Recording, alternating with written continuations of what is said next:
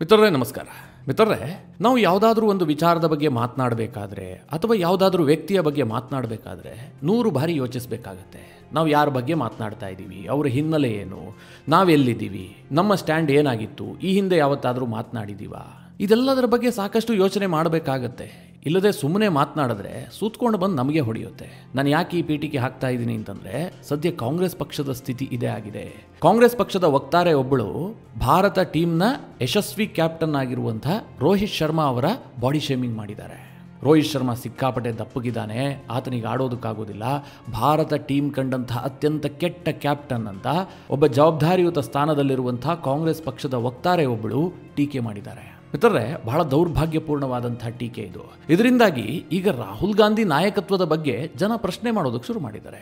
ನೀವು ರೋಹಿತ್ ಶರ್ಮಾರನ್ನ ಪ್ರಶ್ನೆ ಮಾಡ್ತೀರಿ ಅಂತಂದ್ರೆ ನಿಮ್ಮ ನಾಯಕ ರಾಹುಲ್ ಗಾಂಧಿಯ ಬಗ್ಗೆ ನಮಗೆ ಉತ್ತರ ಕೊಡಿ ಅಂತ ಜನ ಕೇಳೋದಕ್ಕೆ ಶುರು ಮಾಡಿದ್ದಾರೆ. ಬಹಳ ಇಂಟ್ರೆಸ್ಟಿಂಗ್ ವಿಚಾರ ಇದೆ ಮಿತ್ರರೇ. ಅದಕ್ಕೆ ನಾನು ಹೇಳಿದ್ದು, ನಾವು ಯಾರ ಬಗ್ಗೆ ಮಾತನಾಡ್ತೀವಿ, ಯಾವ ವಿಚಾರವಾಗಿ ಮಾತನಾಡ್ತೀವಿ ಅಂತ ಬಹಳ ಯೋಚನೆ ಮಾಡಿ ಮಾತನಾಡಬೇಕು ಅಂತ. ಈಗ ಕಾಂಗ್ರೆಸ್ ಪಕ್ಷ ಹೇಳ್ತಾ ಇದೆ, ನಮಗೂ ಇದಕ್ಕೂ ಸಂಬಂಧವೇ ಇಲ್ಲ, ಇದು ಆಕೆಯ ವೈಯಕ್ತಿಕ, ಆ ಟ್ವೀಟನ್ನು ನಾವು ಡಿಲೀಟ್ ಮಾಡಿಸ್ತೀವಿ ಅಂತ. ಇಷ್ಟಾದರೂ ಕೂಡ ಆ ಕಾಂಗ್ರೆಸ್ ಪಕ್ಷದ ವಕ್ತಾರೆ ರೋಹಿತ್ ಶರ್ಮಾರನ್ನ ಬಿಟ್ಟಿಲ್ಲ. ಬೆನ್ನಿಗೆ ಹಿಡಿದ ಬೇತಾಳದಂತೆ ಮತ್ತೆ ಮತ್ತೆ ಟೀಕೆ ಮಾಡೋದಕ್ಕೆ ಶುರು ಮಾಡಿದ್ದಾರೆ. ಏನಿದು ವಿಚಾರ? ಯಾಕೋಸ್ಕರವಾಗಿ ರೋಹಿತ್ ಶರ್ಮಾರನ್ನ ಟೀಕೆ ಮಾಡಲಾಗ್ತಾ ಇದೆ? ಕಾಂಗ್ರೆಸ್ ಪಕ್ಷಕ್ಕೆ ರೋಹಿತ್ ಶರ್ಮಾರ ಬಗ್ಗೆ ಮಾತನಾಡುವಂತಹ ಯಾವುದಾದ್ರೂ ನೈತಿಕತೆ ಇದೆಯಾ? ಈ ವಿಡಿಯೋದಲ್ಲಿ ನಿಮಗೆ ಡೀಟೇಲ್ ಆಗಿ ತಿಳಿಸ್ಕೊಡ್ತೀನಿ. ನೀವು ಈ ವಿಡಿಯೋನ ಕೊನೆವರೆಗೂ ಮಿಸ್ ಮಾಡದೆ ನೋಡಿ. ಸದ್ಯ ಮಿತ್ರರೇ, ಪಾಕಿಸ್ತಾನದಲ್ಲಿ ಚಾಂಪಿಯನ್ಸ್ ಟ್ರೋಫಿ ನಡೀತಾ ಇದೆ. ಭಾರತ ತಂಡ ಅದ್ಭುತವಾದಂತಹ ಪ್ರದರ್ಶನವನ್ನ ಕೊಡ್ತಾ ಇದೆ. ಭಾರತ ಏನು ಪಾಕಿಸ್ತಾನದಲ್ಲಿಲ್ಲ, UAEಯಲ್ಲಿ ಆಡ್ತಾ ಇದೆ. ಭಾರತ ಇದುವರೆಗೆ 3 ಟೀಮ್ನೊಂದಿಗೆ ಮ್ಯಾಚ್ ಆಡಿದೆ, 3ಕ್ಕೆ 3 ಕೂಡ ಗೆದ್ದುಕೊಂಡಿದೆ. ಅಂದ್ರೆ ಭಾರತದ್ದು ಅಜೇಯ ಓಟ. ಬಾಂಗ್ಲಾದೇಶವನ್ನ ಭಾರತ ಸೋಲಿಸಿದೆ, ಪಾಕಿಸ್ತಾನವನ್ನ ಕೂಡ ಭಾರತ ಹೀನಾಯವಾಗಿ ಸೋಲಿಸ್ಬಿಟ್ಟಿದೆ. ಈಗ ನ್ಯೂಜಿಲೆಂಡ್ ಅನ್ನ ಕೂಡ ಸೋಲಿಸಿ ಅಜೇಯನಾಗಿ ಭಾರತ ತಂಡ ಸೆಮಿಫೈನಲ್ ಅನ್ನ ಪ್ರವೇಶ ಮಾಡಿದೆ. ಇದು ಭಾರತೀಯರಿಗೆ ಅತ್ಯಂತ ಖುಷಿ ಕೊಡುವಂತಹ ವಿಚಾರ ತಾನೆ. ಇದೇನಾದ್ರೂ ಬೇಸರ ಪಡುವಂತಹ ಸಂಗತಿಯಾ? ನಮ್ಮ ಪರಮಶತ್ರುವಾದಂತಹ ಪಾಕಿಸ್ತಾನವನ್ನ ಭಾರತ ಸೋಲಿಸಿದೆ, ಬಾಂಗ್ಲಾದೇಶವನ್ನು ಸೋಲಿಸಿದೆ, ಅತ್ಯಂತ ಸಮರ್ಥವಾಗಿದ್ದಂತಹ ನ್ಯೂಜಿಲೆಂಡ್ ಅನ್ನು ಕೂಡ ಭಾರತ ಸೋಲಿಸಾಕಿದೆ. ಹೀಗಾಗಿ ಭಾರತೀಯರು ಬಹಳ ಖುಷಿಯಲ್ಲಿರಬೇಕು. ನಮ್ಮ ಟೀಮ್ಗೆ ಸ್ವಲ್ಪ ಹಿನ್ನಡೆ ಆಗಿತ್ತು, ಈ ಹಿಂದಿನ ಕೆಲ ಸೀರೀಸ್ಗಳನ್ನು ಭಾರತ ಸೋತಿತ್ತು, ಭಾರತೀಯರಿಗೆ ಸ್ವಲ್ಪ ಬೇಸರ ಆಗಿತ್ತು. ಸದ್ಯ ಈ ಒಂದು ಚಾಂಪಿಯನ್ಸ್ ಟ್ರೋಫಿಯಲ್ಲಿ ಭಾರತದ ಪ್ರದರ್ಶನ ಬಹಳ ಅದ್ಭುತವಾಗಿದೆ. ಸಂಘಟಿತವಾದಂತಹ ಹೋರಾಟ ಮಾಡ್ತಾ ಇದ್ದಾರೆ. ತಂಡದಲ್ಲಿ ಒಬ್ಬ ಆಟಗಾರ ಫೇಲ್ಯೂರ್ ಆದರೆ ಮತ್ತೊಬ್ಬ ಸಾಥ್ ಕೊಡ್ತಾ ಇದ್ದಾನೆ, ಇನ್ನೊಬ್ಬ ಆಡಿ ಗೆಲ್ಲಿಸ್ತಾ ಇದ್ದಾನೆ. ಬಹಳ ಅದ್ಭುತವಾದಂತಹ ಒಂದು ಟೀಮ್ ಮ್ಯಾನೇಜ್ಮೆಂಟ್ ಭಾರತದ ಕಡೆಯಿಂದ ಆಗ್ತಾ ಇದೆ. ಹೀಗಾಗಿ ಭಾರತೀಯರು ಖುಷಿಯಲ್ಲಿರಬೇಕಲ್ವಾ? ಇಷ್ಟಾದರೂ ಕೂಡ ಕಾಂಗ್ರೆಸ್ ಪಕ್ಷ ಹುಳುಕನ್ನು ಹುಡುಕ್ತಾ ಇದೆ. ಕಾಂಗ್ರೆಸ್ ಪಕ್ಷದ ಓರ್ವ ವಕ್ತಾರೆಯಂತೆ ಶಮಾ ಮೊಹಮ್ಮದ್ ಅಂತ, ನಾನು ಈಕೆಯನ್ನ ಅಷ್ಟಾಗಿ ನೋಡಿಲ್ಲ, ರಾಷ್ಟ್ರೀಯ ವಕ್ತಾರೆ ಅಂತ ಇವತ್ತು ಗೊತ್ತಾಗಿದ್ದು ನನಗೆ. ಇಷ್ಟು ದಿನ ಈ ಯಾವ ಚಾನಲ್ನಲ್ಲಿ ಬಂದು ಮಾತನಾಡ್ತಾ ಇದ್ಲೋ, ಕಾಂಗ್ರೆಸ್ ಬಗ್ಗೆ ಅದೇನು ಡಿಫೆಂಡ್ ಮಾಡ್ಕೊಳ್ತಾ ಇದ್ಲೋ ನನಗಂತೂ ಗೊತ್ತಿಲ್ಲ. ಆದರೆ ಇವತ್ತು ಈ ಶಮಾ ಮೊಹಮ್ಮದ್ ಅನ್ನುವ ಆಕೆ ಇಡೀ ದೇಶದಲ್ಲಿ ಫೇಮಸ್ ಆಗಿಬಿಟ್ಟಿದ್ದಾಳೆ. ಫೇಮಸ್ ಅಲ್ಲ, ಕುಖ್ಯಾತಿ ಅಂತ ಅಂದುಕೊಳ್ಳಿ. ಸುಮ್ಮನೆ ಫೇಮಸ್ ಅಂತ ಯಾಕೆ ಹೇಳಬೇಕು? ಅದು ಹೇಗೆ ಕೇಳಿದ್ರೆ, ಮಾರ್ಚ್ 2ನೇ ತಾರೀಕು ಅಂದರೆ ನಿನ್ನೆ ಭಾರತ ಮತ್ತು ನ್ಯೂಜಿಲೆಂಡ್ ಮ್ಯಾಚ್ ನಡೀತಾ ಇತ್ತು. ಭಾರತ ಏನು ದೊಡ್ಡ ಸ್ಕೋರ್ ಮಾಡಿರಲಿಲ್ಲ, ಆದರೂ ಕೂಡ ಮ್ಯಾಚನ್ನು ಭಾರತ ಅಂತಿಮವಾಗಿ ಗೆದ್ದುಕೊಂಡಿದೆ. ಇದೇ ಸಂದರ್ಭದಲ್ಲಿ ಅಂದರೆ ಭಾರತ ಮತ್ತು ನ್ಯೂಜಿಲೆಂಡ್ ಮ್ಯಾಚ್ ನಡೀತಿದ್ದಂತಹ ಸಂದರ್ಭದಲ್ಲಿ ಸಂಜೆ 7:52 ಕಾಂಗ್ರೆಸ್ ಪಕ್ಷದ ವಕ್ತಾರೆ ಆಗಿರುವಂತಹ ಶಮಾ ಮೊಹಮ್ಮದ್ ಅವರ ಟ್ವಿಟರ್ ಅಕೌಂಟ್ನಿಂದ ಒಂದು ಟ್ವೀಟ್ ಆಗುತ್ತೆ. ಭಾರತ ಕ್ರಿಕೆಟ್ ತಂಡದ ಕ್ಯಾಪ್ಟನ್ ಆಗಿರುವಂತಹ ರೋಹಿತ್ ಶರ್ಮಾ ಅವರಿಗೆ ಟ್ಯಾಗ್ ಮಾಡಿ ಮಾಡಿದಂತಹ ಟ್ವೀಟ್ ಅದು. ಏನಂತ? ಕೊಬ್ಬು ತುಂಬಿದ ಆಟಗಾರ ಅಂದರೆ ಡುಮ್ಮ, ವೆಯ್ಟ್ ಇಳಿಸಬೇಕಾದಂತಹ ಅನಿವಾರ್ಯತೆ ಇದೆ.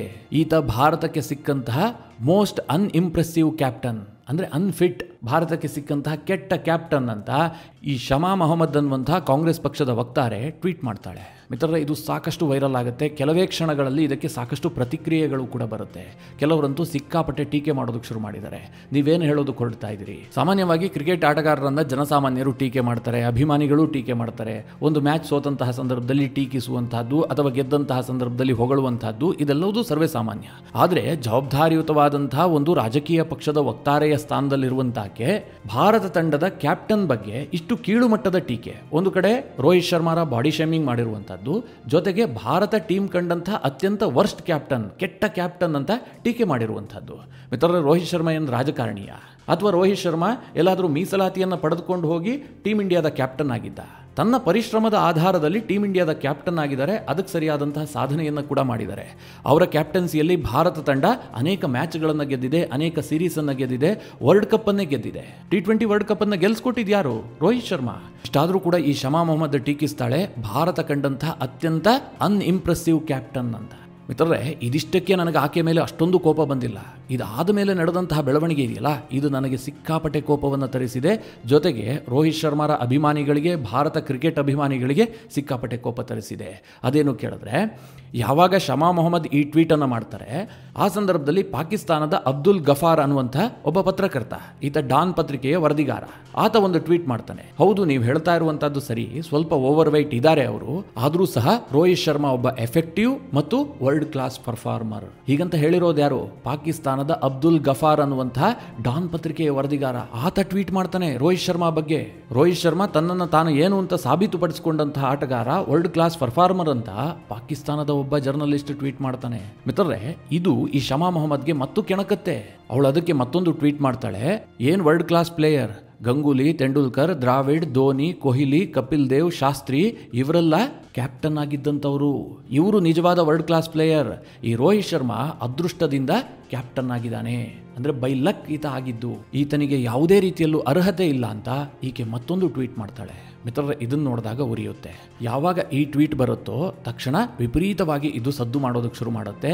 ಸಾಕಷ್ಟು ಜನ ಇದಕ್ಕೆ ರೀಟ್ವೀಟ್ ಮಾಡಿಬಿಟ್ಟು ಮುಖಾಮುಖಿ ಉಗಿಯೋದಕ್ಕೆ ಶುರು ಮಾಡ್ತಾರೆ. ನೀವು ಯಾರ ಬಗ್ಗೆ ಮಾತನಾಡ್ತಾ ಇದ್ದೀರಿ, ನಿಮ್ಮ ಪಕ್ಷವನ್ನು ನೋಡ್ಕೊಳ್ಳಿ, ನಿಮ್ಮ ಪಕ್ಷದಲ್ಲಿ ಆಗ್ತಿರುವ ಬೆಳವಣಿಗೆಗಳನ್ನು ನೋಡ್ಕೊಳ್ಳಿ, ನಿಮ್ಮ ಪಕ್ಷದ ಕ್ಯಾಪ್ಟನ್ ಬಗ್ಗೆ ಮಾತನಾಡಿ, ಹೀಗೆ ಅನೇಕ ವಿಧವಾಗಿ ಟೀಕಿಸೋದಕ್ಕೆ ಶುರು ಮಾಡ್ತಾರೆ. ಕಾಂಗ್ರೆಸ್ ಪಕ್ಷಕ್ಕೂ ಗೊತ್ತಾಗುತ್ತೆ, ಇಲ್ಲೇನೋ ಡ್ಯಾಮೇಜ್ ಆಗ್ತಾ ಇದೆ, ನಮ್ಮ ನಾಯಕಿ ಪುಂಕಾನುಪುಂಕವಾಗಿ ಟ್ವೀಟ್ ಮಾಡ್ತಾ ಇದ್ದಾಳೆ, ಈ ವಿಚಾರವೇ ರಾಂಗ್ ಪಿಕ್ ಅಂತ ಕಾಂಗ್ರೆಸ್ನವರಿಗೆ ಅರ್ಥ ಆಗುತ್ತೆ. ಅದಾಗ್ತಿದ್ದ ಹಾಗೆ ಕಾಂಗ್ರೆಸ್ ಪಕ್ಷದ ವಕ್ತಾರನಾಗಿರುವಂತಹ ಪವನ್ ಖೇರ ಒಂದು ಟ್ವೀಟ್ ಮಾಡ್ತಾರೆ, ನಾವು ಈ ಲೆಜೆಂಡ್ ಬಗ್ಗೆ ಯಾವುದೇ ರೀತಿಯಲ್ಲೂ ಮಾತನಾಡೋದಿಲ್ಲ, ಅಂದ್ರೆ ರೋಹಿತ್ ಶರ್ಮಾ ಬಗ್ಗೆ, ಇದು ಪಾರ್ಟಿಯ ಸ್ಟ್ಯಾಂಡ್ ಅಲ್ಲ. ಈಗೇನು ಟ್ವೀಟ್ ಮಾಡಿದರೆ ಅದು ಅವರ ಪರ್ಸನಲ್ ಸ್ಟ್ಯಾಂಡ್, ಅದಕ್ಕೂ ಪಾರ್ಟಿಗೂ ಯಾವುದೇ ಸಂಬಂಧವಿಲ್ಲ. ಆ ಟ್ವೀಟನ್ನು ಅಳಿಸೋದಕ್ಕೆ ಪ್ರಯತ್ನ ಮಾಡಲಾಗುವುದು, ಹೀಗಂತ ಅವರೊಂದು ಟ್ವೀಟ್ ಮಾಡ್ತಾರೆ. ಅಂದರೆ ಕಾಂಗ್ರೆಸ್ ಪಕ್ಷ ಇದರಿಂದ ಅಂತರ ಕಾಯ್ದುಕೊಳ್ಳೋದು ಹೊರಡುತ್ತೆ. ಸರಿಯಪ್ಪ, ಓಕೆ, ಕಾಂಗ್ರೆಸ್ ಪಕ್ಷದ ವಕ್ತಾರೆ ತಪ್ಪು ಮಾಡಿದ್ಲು, ಕಾಂಗ್ರೆಸ್ ಪಕ್ಷ ಅದಕ್ಕೆ ಅಂತರ ಕಾಯ್ದುಕೊಳ್ತು. ಅದಾದ ಬಳಿಕ ಏನಾಗುತ್ತೆ ಗೊತ್ತಾ, ಈಕೆ ಅದಕ್ಕೆ ಸ್ಪಷ್ಟನೆಯನ್ನು ಕೊಡ್ತಾಳೆ. ಕಾಂಗ್ರೆಸ್ ಪಕ್ಷ ಕ್ಲಿಯರ್ ಆದಂತಹ ಸ್ಟ್ಯಾಂಡ್ ತೆಗೆದುಕೊಂಡ ಬಳಿಕವೂ ಕೂಡ ಈ ಶಮಾ ಮೊಹಮ್ಮದ್ ಮತ್ತೆ ಸ್ಪಷ್ಟನೆಯನ್ನು ಕೊಡ್ತಾಳೆ. ಏನಂತ, ನಾನೇನು ಬಾಡಿ ಶೇಮಿಂಗ್ ಮಾಡಿಲ್ಲ, ಆತ ಓವರ್ ವೆಯ್ಟ್ ಇದ್ದಾನೆ, ಸ್ಪೋರ್ಟ್ಸ್ ದೃಷ್ಟಿಯಿಂದ ನಾನು ಅದನ್ನು ಹೇಳಿದ್ದು. ಜೊತೆಗೆ ಭಾರತ ಕಂಡಂತಹ ಅತ್ಯಂತ ಯಶಸ್ವಿ ಕ್ಯಾಪ್ಟನ್ ವಿರಾಟ್ ಕೊಹ್ಲಿ. ಬಿಜೆಪಿಯವರು ವಿರಾಟ್ ಕೊಹ್ಲಿ ವಿಚಾರದಲ್ಲಿ ಮೊಹಮ್ಮದ್ ಶಮಿಯನ್ನ ಟೀಕಿಸಿಲ್ವಾ, ನಾನೀಗ ರೋಹಿತ್ ಶರ್ಮಾರನ್ನ ಟೀಕಿಸೋದು ತಪ್ಪ, ಹೀಗೆ ಪುಂಕಾನುಪುಂಕವಾಗಿ ಸ್ಟೇಟ್ಮೆಂಟ್ ಕೊಡೋದಕ್ಕೆ ಶುರು ಮಾಡ್ತಾಳೆ. ಮಿತ್ರರೇ, ಬಿಜೆಪಿಯವರು ಯಾವಾಗ ಮೊಹಮ್ಮದ್ ಶಮಿಯನ್ನ ಟೀಕಿಸಿದ್ದಾರೆ ನನಗಂತೂ ಗೊತ್ತಿಲ್ಲ. ನಾನು ಸಾಕಷ್ಟು ಸರ್ಚ್ ಮಾಡಿದೆ, ಯಾವತ್ತಾದರೂ ಮೋದಿ ಅವರು ಟೀಕೆ ಮಾಡಿದಾರಾ, ಇನ್ಯಾರಾದರೂ ಟೀಕೆ ಮಾಡಿದಾರ ಅಂತ ಸಾಕಷ್ಟು ಹುಡುಕದೆ, ನನಗೆ ಒಂದೇ ಒಂದು ಟ್ವೀಟ್ ಕೂಡ ಸಿಕ್ಕಿಲ್ಲ, ಒಬ್ಬನೇ ಒಬ್ಬ ನಾಯಕ ಕೊಟ್ಟಂತಹ ಸ್ಟೇಟ್ಮೆಂಟ್ ಕೂಡ ಸಿಕ್ಕಿಲ್ಲ. ಆದರೂ ಸಹ ಈ ಶಮಾ ಮೊಹಮ್ಮದ್ ಅನ್ನುವಂತಹ ಕಾಂಗ್ರೆಸ್ ಪಕ್ಷದ ಮಹಾಪ್ರತಿಭಾವಂತೆ ಬಿಜೆಪಿಯನ್ನು ಇದಕ್ಕೆ ಎಳೆದು ತರುವಂತಹ ಪ್ರಯತ್ನವನ್ನು ಮಾಡ್ತಾ ಇದ್ದಾಳೆ. ತಾನು ಮಾಡಿದಂತಹ ತಪ್ಪಿಗೆ ಆಕೆಗೆ ಯಾವುದೇ ರೀತಿಯಲ್ಲೂ ಕೂಡ ಪಶ್ಚಾತ್ತಾಪ ಇಲ್ಲ, ಅದನ್ನೇ ಸಮರ್ಥನೆ ಮಾಡ್ಕೊಳ್ಳೋದಕ್ಕೆ ಇಳಿದಿದ್ದಾಳೆ. ಮಿತ್ರರೇ, ಈಗ ನಂದು ಕೆಲವೊಂದಷ್ಟು ಪ್ರಶ್ನೆಗಳಿದ್ದಾವೆ, ಇದಕ್ಕೆ ಶಮಾ ಮೊಹಮ್ಮದ್ ಉತ್ತರ ಕೊಡಬೇಕು. ಇದು ಕೇವಲ ನನ್ನ ಪ್ರಶ್ನೆ ಅಲ್ಲ, ಇವತ್ತು ಸಾಮಾಜಿಕ ಜಾಲತಾಣದಲ್ಲಿ ಕ್ರಿಕೆಟ್ ಅಭಿಮಾನಿಗಳೆಲ್ಲರೂ ಕೇಳ್ತಾ ಇದ್ದಾರೆ, ಭಾರತವನ್ನು ಪ್ರೀತಿಸುವಂತವರೇ ಕೇಳ್ತಾ ಇದ್ದಾರೆ, ಯಾಕೆ ಒಬ್ಬ ಸ್ಪೋರ್ಟ್ಸ್ ಮೆನ್ ಬಗ್ಗೆ ಈ ರೀತಿಯಾಗಿ ಮಾತನಾಡ್ತಾ ಇದ್ದಾರೆ, ಇವ್ರ ಉದ್ದೇಶ ಏನು ಅಂತ ಜನ ಪ್ರಶ್ನೆ ಮಾಡೋದಕ್ಕೆ ಶುರು ಮಾಡಿದ್ದಾರೆ. ಯಾಕೆ ಗೊತ್ತಾ, ಇವತ್ತು ಕಾಂಗ್ರೆಸ್ ಪಕ್ಷ ರಾಹುಲ್ ಗಾಂಧಿ ನೇತೃತ್ವದಲ್ಲಿ ಹೋದಂತಹ 90 ಚುನಾವಣೆಗಳಲ್ಲಿ ಸೋತಿದೆ. ಮಿತ್ರರೇ, 90 ಚುನಾವಣೆಗಳಲ್ಲಿ ರಾಹುಲ್ ಗಾಂಧಿ ಅವರ ಸ್ಟ್ರೈಕ್ ರೇಟ್ 10-20 ಕೂಡ ಇಲ್ಲ. ಅವರು ಹೋದಲ್ಲೆಲ್ಲ ಸೋಲ್ತಾ ಇದ್ದಾರೆ. ಹತ್ತತ್ರ 150 ವರ್ಷದ ಇತಿಹಾಸ ಇರುವಂತಹ ಕಾಂಗ್ರೆಸ್ ಪಕ್ಷವನ್ನ ಕಂಪ್ಲೀಟ್ ಮುಳುಗಿಸಿದ್ದಾರೆ. ಇಡೀ ಕಾಂಗ್ರೆಸ್ ಪಕ್ಷದ ಮೇಲೆ ಚಪಡಿ ಕಲ್ಲು ಎಳೆದಿದ್ದಾರೆ ಇದೇ ರಾಹುಲ್ ಗಾಂಧಿ. ಮಿತ್ರರೇ, ಅದೇ ರೋಹಿತ್ ಶರ್ಮಾ ವಿಚಾರಕ್ಕೆ ಬರೋಣ. ರೋಹಿತ್ ಶರ್ಮಾ 140 ಪಂದ್ಯಗಳಲ್ಲಿ ಕ್ಯಾಪ್ಟನ್ ಆಗಿ ಟೀಮ್ ಅನ್ನು ಮುನ್ನಡೆಸಿದ್ದಾರೆ. 140 ಪಂದ್ಯಗಳ ಪೈಕಿ 101 ಪಂದ್ಯವನ್ನು ಗೆಲ್ಲಿಸಿದ್ದಾರೆ. ರೋಹಿತ್ ಶರ್ಮಾ ಅವರ ಸ್ಟ್ರೈಕ್ ರೇಟ್ ಎಷ್ಟಿದೆ? ಹಾಗೆ ಇವರು ಹೇಳ್ತಾ ಇದಾರಲ್ಲ, Rohit Sharma by luck captain ಆಗಿದ್ದು ಅಂತ. ಅವರ ಸಾಧನೆ ಏನು ಅಂತ ಇವರಿಗೆ ಗೊತ್ತಾ? ರೋಹಿತ್ ಶರ್ಮಾ ಒಟ್ಟು 271 ODI ಮ್ಯಾಚ್ ಆಡಿದ್ದಾರೆ. ಈ 271 ಪಂದ್ಯಗಳಲ್ಲಿ 11,064 ರನ್ ಅನ್ನು ಗಳಿಸಿದ್ದಾರೆ. ಹಾಗೆ 32 ಸೆಂಚುರಿ ಬಾರಿಸಿದ್ದಾರೆ, 57 ಅರ್ಧಶತಕವನ್ನು ದಾಖಲಿಸಿದ್ದಾರೆ. ಒನ್ ಡೇ, ಟೆಸ್ಟ್, T20 ಈ ಮೂರರಲ್ಲೂ ಒಟ್ಟಾಗಿ ರೋಹಿತ್ ಶರ್ಮಾ ಹತ್ತತ್ರ 20,000 ರನ್ಗಳನ್ನು ದಾಖಲಿಸಿದ್ದಾರೆ. ಒನ್ ಡೇ ಪಂದ್ಯದಲ್ಲಿ ಅತಿ ಹೆಚ್ಚು ಸ್ಕೋರ್ ಮಾಡಿದಂತಹ ಆಟಗಾರ ರೋಹಿತ್ ಶರ್ಮಾ, ಅವರು ದ್ವಿಶತಕವನ್ನು ದಾಖಲಿಸಿದಂತಹ ಆಟಗಾರ. ಅಂತಹ ರೋಹಿತ್ ಶರ್ಮಾ ಬಗ್ಗೆ ಇವರು ಟೀಕೆ ಮಾಡ್ತಾ ಇದ್ದಾರೆ, ಅವರು ಅನ್ಫಿಟ್ ಅಂತ ಹೇಳ್ತಾ ಇದ್ದಾರೆ. ಈ ಕಾಂಗ್ರೆಸ್ನ ಶಮಾ ಮೊಹಮ್ಮದ್ ಏನೋ ಟೀಕೆ ಮಾಡಿದ್ಲಲ್ಲ, ಅದಕ್ಕೆ TMCಯ ಸೋಗತ್ ರಾಯ್ ಕೂಡ ಧ್ವನಿಗೂಡಿಸಿದ್ದಾರೆ. ಹೌದು, ರೋಹಿತ್ ಶರ್ಮಾ ರನ್ ಗಳಿಸ್ತಾ ಇಲ್ಲ, ಆತ ಯಾಕೆ ನಮ್ಮ ಕ್ಯಾಪ್ಟನ್ ಆಗಿರಬೇಕು ಅಂತ. ಮಿತ್ರರೇ, ಅದನ್ನು ಟೀಮ್ ಮ್ಯಾನೇಜ್ಮೆಂಟ್ ನಿರ್ಧಾರ ಮಾಡುತ್ತೆ, ರೋಹಿತ್ ಶರ್ಮಾ ನಿರ್ಧಾರ ಮಾಡ್ತಾರೆ, ನಾನು ಆಡಬೇಕಾ ಬಿಡಬೇಕಾ ಅಂತ. ಅದನ್ನು ಬಿಟ್ಟು ರೋಹಿತ್ ಶರ್ಮಾ ದಪ್ಪಕ್ಕಿದ್ದಾರೆ, ಅವರು ಅನ್ಫಿಟ್ಟು, ಭಾರತ ಕಂಡಂತಹ ಕೆಟ್ಟ ಕ್ಯಾಪ್ಟನ್, ಈ ರೀತಿಯಾಗಿ ಟೀಕೆ ಮಾಡೋದು ಸರಿನಾ? ಇದು ಒಬ್ಬ ಆಟಗಾರನ ನೈತಿಕ ಸ್ಥೈರ್ಯವನ್ನು ಕುಸಿಯುವಂತೆ ಮಾಡೋದಿಲ್ವಾ? ಇನ್ನೊಂದು ಸತ್ಯ ಕೂಡ ಈ ಸಂದರ್ಭದಲ್ಲಿ ಹೊರ ಬಂದಿದೆ. ಅದೇನು ಕೇಳಿದ್ರೆ, ಈ ಶಮಾ ಮೊಹಮ್ಮದ್ ಇದ್ದಾಳಲ್ಲ, ಈಕೆಗೆ ರೋಹಿತ್ ಶರ್ಮಾ ಮೇಲೆ ಪರ್ಸನಲ್ ರಿವೆಂಜ್ ಇದ್ದಂತೆ ಕಂಡು ಬರ್ತಾ ಇದೆ. ಅದೇನಂತ ನನಗಂತೂ ಗೊತ್ತಿಲ್ಲ, ಯಾಕೆಂದ್ರೆ ಈಕೆ 2022ರಲ್ಲಿ ಒಂದು ಟ್ವೀಟ್ ಮಾಡ್ತಾಳೆ. ಆ ಸಂದರ್ಭದಲ್ಲಿ ಏನು ಹೇಳಿದಾಳೆ ಅಂತಂದ್ರೆ, ರೋಹಿತ್ ಶರ್ಮಾ ಶರ್ಮಾ ಸರಿಯಾದಂತಹ ಬಾಡಿ ಲ್ಯಾಂಗ್ವೇಜ್ ಅನ್ನೇ ಹೊಂದಿಲ್ಲ, ಭಾರತ ಕಂಡಂತಹ ಅತ್ಯಂತ ಕೆಟ್ಟ ಕ್ಯಾಪ್ಟನ್, ಈ ಹಿಂದೆಯೇ ಹೀಗೆ ಟ್ವೀಟ್ ಮಾಡಿದ್ಲು, ಈಗ ಮತ್ತೆ ಅದೇ ಟ್ವೀಟನ್ನು ಪುನರಾವರ್ತನೆ ಮಾಡ್ತಾ ಇದ್ದಾಳೆ.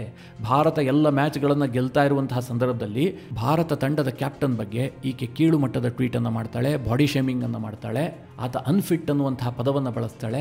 ಈ ಮೂಲಕವಾಗಿ ಕ್ರಿಕೆಟ್ ಪ್ರೇಮಿಗಳ ಕೆಂಗಣ್ಣಿಗೆ ಗುರಿಯಾಗಿದ್ದಾಳೆ.